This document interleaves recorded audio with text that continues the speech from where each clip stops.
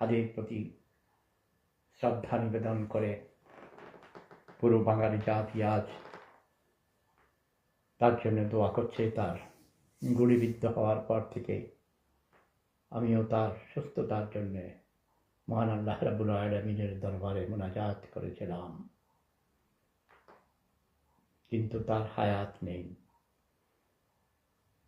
বাংলাদেশ সহ সিঙ্গাপুরে এবং পৃথিবীর আরো অনেক ডাক্তাররা মিলে চেষ্টা করেছে, কিন্তু তাকে বাঁচাতে পারেনি। ঘাতকের বুলেট তার মস্তিষ্ক ছিন্ন বিচ্ছিন্ন করে দিয়েছে।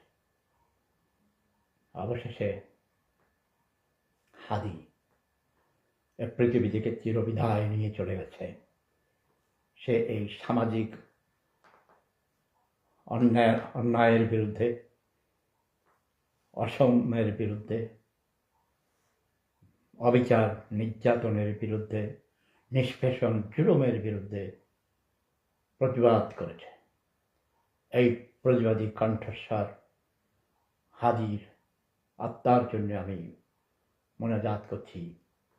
আমিন আমিন। আমার মাঝে একজন এসেছেন, আমার এক প্রিয় ছোট বোন, দিনাজপুরের সেই কৃতি সন্তান কবি কামরুন নাহার। তিনিও মোনাজাত দিয়েছেন, তিনিও আমিন বলেছেন।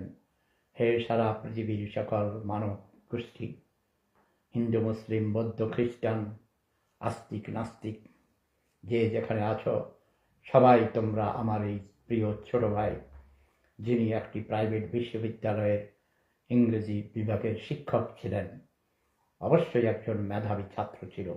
এই প্রতিবাদী কণ্ঠস্বর হাদিকে তোমরা দোয়া করো, তার আত্মার যেন মাগফিরাত কামনা করেন মহান আল্লাহ রাব্বুল আলামিন, হাদিকে জান্নাতুল ফেরদাউস দান করেন।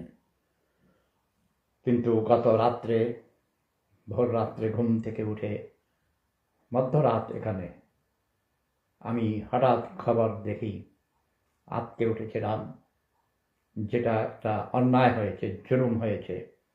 ডেইলি স্টার এবং প্রথম আলোর অফিসে আগুন, তারপর আরো অনেকগুলো সাংস্কৃতিক প্রতিষ্ঠানের ছায়ানটের অফিসে আগুন, ভাঙচুর।